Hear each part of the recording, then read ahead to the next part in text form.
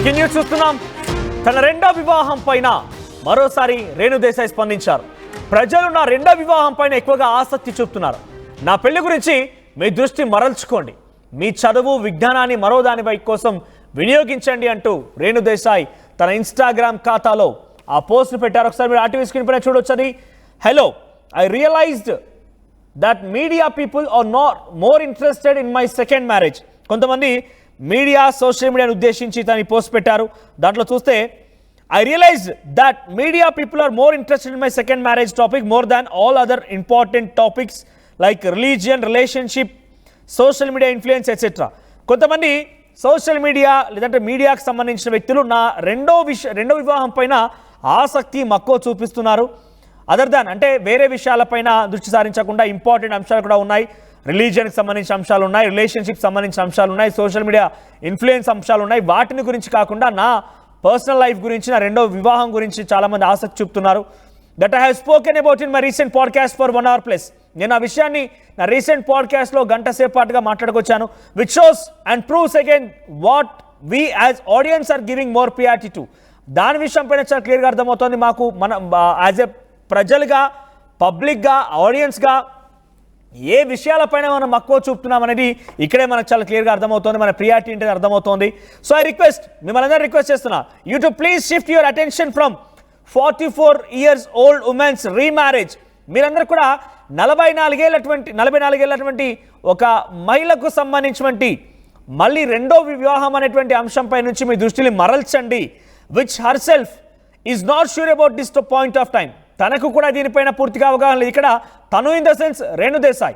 So 44 ఏళ్ళ నా పైన మళ్ళీ రెండో వివాహం గురించి, నా గురించి టాపిక్ మాట్లాడుకోవడం కంటే కూడా దాని గురించి మీరు ఆ టాపిక్ని మరల్చండి, వేరే వైపుగా దృష్టి సారించండి. నాకు కూడా ఎగ్జాక్ట్గా విషయం పైన అసలు ఎటువంటి అవగాహన లేదు, అసలు దాని గురించి మాట్లాడుకోదలుచుకోలేదు అన్నట్టు కూడా ఇండైరెక్ట్గా తను మెన్షన్ చేశారు. అనేక అంశాలు కూడా ఉన్నాయి మాట్లాడుకోవాల్సినవి. టారిఫ్ శాంక్షన్స్, టారిఫ్ అంటే సుంకాలకు సంబంధించిన అంశాలు ఉన్నాయి, ఉమెన్ సేఫ్టీ అంశాలు ఉన్నాయి, ఎకనామిక్ గ్రోత్ అంశాలు ఉన్నాయి, క్లైమేట్ చేంజ్ అంశాలు ఉన్నాయి, ఇంకా చాలా విషయాలు ఉన్నాయి. కానీ ఇవన్నీ పక్కన పెట్టేసి నా రెండో వివాహం పైన ఇంత పెద్ద దృష్టి సారించడం ఎందుకు అంటూ కూడా తను కొంత ఆగ్రహంతో కూడినటువంటి పోస్టే చేశారు. కొంత ప్రజల్ని ఆలోచింపజేసే పోస్టే చేశారని చెప్పాలి. I have spoken in the podcast which need attention and thought for us to be a better citizen and most important to be a better human being. So ఇక్కడ తను చెప్తుంది ఏంటంటే, గంట సేపు పాటుగా నేను ఆ ఇంటర్వ్యూలో పాడ్కాస్ట్లో మాట్లాడుతూ నా వివాహం అంశం గురించే కాదు, చాలా అంశాలనే మనం మాట్లాడాలనుకుంటే చాలా అంశాల్లో మార్పు తీసుకురావాల్సి ఉంది, చాలా అంశాల గురించి చర్చించాల్సిన అవసరం ఉంది. వాటిపైన దృష్టి సారించండి, అప్పుడు మనం ఒక బెటర్ సిటిజన్ అవుతాం, బెటర్ హ్యూమన్ బీయింగ్ అవుతాం అంటూ కూడా మాట్లాడుకొచ్చారు.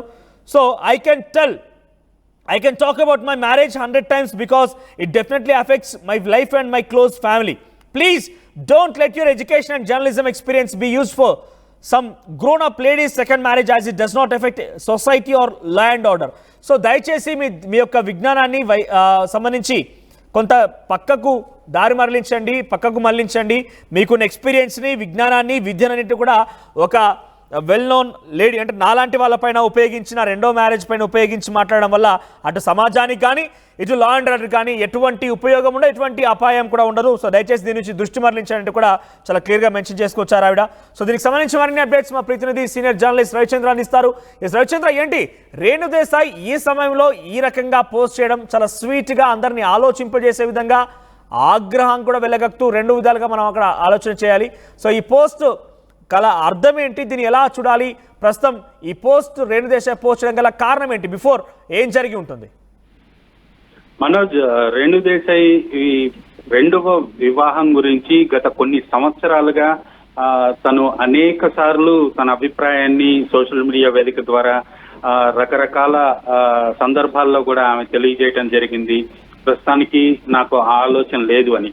ఒక దశలో రెండవ వివాహానికి ఆ ఆలోచన చేశాను, కానీ తర్వాత ఆలోచించుకొని దాన్ని విరమించుకున్నాను అంటూ కూడా ఆవిడ తెలియజేయడం జరిగింది. రీసెంట్ గా తను ఇచ్చిన ఒక పాడ్కాస్ట్ ఇంటర్వ్యూలో రెండవ వివాహానికి సంబంధించి కూడా చాలా క్లియర్ గా చెప్పింది. ఆ పాడ్కాస్ట్ లోనే ఆవిడ మాట్లాడుతూ ఈ 44 ఏళ్ల మహిళకు సంబంధించి రెండవ వివాహం విషయం నుంచి మీ దృష్టిని మరల్చండి, ఇది మీకు అందరికీ అనవసరమైన విషయము, ఇంతకంటే అవసరమైన విషయాలు చాలా ఉన్నాయి, వాటి గురించి నేను పాడ్కాస్ట్ లో చాలా మాట్లాడాను, ట్యాక్సుల గురించి మాట్లాడాను, మహిళల భద్రత గురించి మాట్లాడాను, ఎకనామిక్ డెవలప్మెంట్ గురించి మాట్లాడాను. వీటన్నిటి గురించి ఎందుకు డిస్కస్ చేయరు? అలాగే నా రెండవ వివాహం అనేది సమాజాన్ని కానీ ఎవరిని ప్రభావితం చేసే అంశం కాదు. ఎందుకు దాని మీద ఇలాంటి చదువుకున్న వాళ్ళందరూ విజ్ఞానము మీ చదువుని బేస్ చేస్తున్నారు? దీని మీద ఎందుకు మీరు దృష్టి పెడుతున్నారు? దీని గురించి ఎందుకు చర్చిస్తున్నారు అంటూ కూడా ఆవిడ తన ఆగ్రహాన్ని వ్యక్తం చేయడం జరిగింది. రెండవ వివాహ విషయంలో తను కరాఖండిగా ఒక నిర్ణయానికి వచ్చినట్లే ఉంది, చేసుకునే ఆలోచన లేదు అంటూ కూడా ఆవిడ చెప్పిన సందర్భాన్ని చూసాము. అయినప్పటికీ కూడా పవన్ కళ్యాణ్ అభిమానులు కావచ్చు, ఇతర ప్రేక్షకులు కావచ్చు, ఎవరైనా రేణుదేశాయ్ ఫాలోయర్స్ ఎవరైనా రేణుదేశాయ్కి సంబంధించి రెండవ వివాహానికి సంబంధించి తనని అనేక సందర్భాల్లో సోషల్ మీడియా వేదికగా క్వశ్చన్స్ రైజ్ చేస్తున్నారు, మెసేజ్లు పెడుతున్నారు. అనేక సందర్భాల్లో చెప్పినప్పటికి కూడా అలా జరుగుతున్న విషయాన్ని పరిగణలోకి తీసుకుని రేణుదేశాయ్ ఈసారి కొంత స్ట్రాంగ్ గా ఒక రిప్లై ఇచ్చిందనే అనుకోవచ్చు మనోజ్. సో దీని అంటే ఎప్పుడు చాలా క్లియర్గా తను అందులో మెన్షన్ చేశారు, పాడ్కాస్ట్లో కూడా అనేక విషయాలు ఉన్నాయి, అనేక అంశాలు ఉన్నాయి చర్చించుకోవడం కోసం. నా యొక్క వివాహం గురించి ఎందుకు పదే పదే ప్రస్తావిస్తున్నారంటూ కూడా మాట్లాడుకొచ్చారు. ఇంతకీ అంటే ఎవరు కావాలని ట్రోల్ చేస్తున్నారనుకోవాలా, ఫ్యాన్స్ అందరూ మాట్లాడుకుంటున్నారనుకోవాలా, పర్టికులర్గా తనను ఇంతలా బాధించి అంటే తను ఎప్పుడు కూడా రెస్పాండ్ కారు ఇంత బహిరంగంగా? చాలా రోజులు అవుతోంది తను రెస్పాండ్ అయ్యి, చాలా రోజుల క్రితమే చెప్పుకోరు, తన ఏళ్ళ క్రితమే చెప్పుకొచ్చారు. ఇప్పుడు మరోసారి ఈ విషయం తెర మీదకి రావడం, తనని ఏకంగా పోస్ట్ పెట్టేంతలా బాధించడం అంటే ఎవరి పని అయి ఉంటుంది? వారికి సంబంధించి ఏదైనా తన యాక్షన్ తీసుకోబోతున్నారా? అంటే అనవసరంగా ట్రోల్ చేస్తున్నారని కానీ, అనవసరంగా తన గురించి చర్చ తీసుకొస్తున్నారని కానీ, వారిపైన ఏదైనా కంప్లైంట్ లాంటిది కానివ్వండి చర్యలు తీసుకునే అవకాశం ఉందా? వారి గురించి ప్రత్యేకంగా మాట్లాడుకొచ్చారా? మనోజ్, రేణుదేశాయ్ విషయంలో మాత్రం ఖచ్చితంగా ఇది ట్రోల్స్ అనుకోవటానికి అనుకోవాల్సిన అవసరం లేదని అనుకోవచ్చు. ఎందుకంటే పవన్ కళ్యాణ్ అభిమానులు రేణుదేశాయ్ని ఇప్పటికి కూడా వదిన అని సంబోధిస్తూ అనేక సందర్భాల్లో అనేక పోస్టులు పెట్టడం మనం చూసాము. వదిన అనే సంబోధించొద్దు అంటూ కూడా గతంలో తను చాలా సార్లు సోషల్ మీడియా వేదికగా చెప్పడం జరిగింది. సో పవన్ ఫ్యాన్స్ అందరూ కూడా రేణుదేశాయ్ని చాలా గౌరవంగానే చూస్తారు.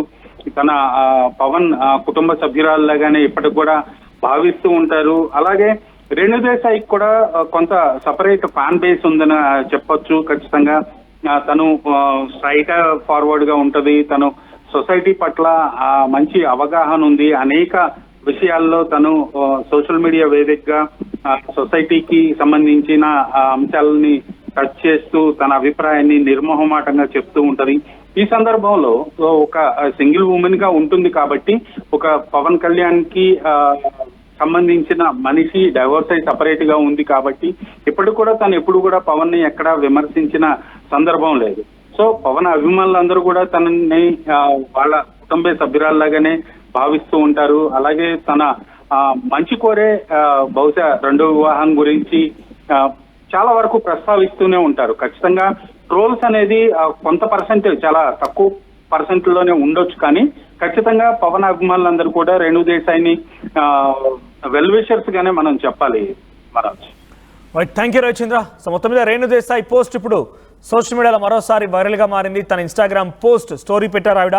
ఆ స్టోరీలో పదే 40 ఏళ్ళ మహిళ అయినటువంటి నేను నా రెండవ వివాహం గురించి క్వశ్చన్ చేస్తున్నారు. మాట్లాడుకోవడానికి చాలా అంశాలు ఉన్నాయి, చాలా విషయాలపైన మాట్లాడుకోవచ్చు, చర్చించుకోవచ్చు, చాలా విషయాల మార్పు తీసుకురావాల్సిన అవసరం ఉంది. నిజంగా మార్పు తీసుకొస్తే మనం ఒక మంచి సిటిజన్గా, మంచి హ్యూమన్ బీయింగ్గా కూడా అవుతాం. అనవసరమైనటువంటి విషయాలు, మీ యొక్క విజ్ఞానాన్ని, మీకున్నటువంటి విద్యని, మీకున్నటువంటి ఎక్స్పీరియన్స్ని నా పైన దృష్టి పెట్టకండి అంటూ చాలా స్వీట్గా అందరినీ ఆలోచింపజేసే విధంగా ఈ యొక్క పోస్ట్లో, ఈ యొక్క స్టోరీలో మెన్షన్ చేశారు రేణుదేశాయ్. సో ప్రస్తుతానికైతే ఇప్పుడు పోస్ట్ వైరల్గా మారింది.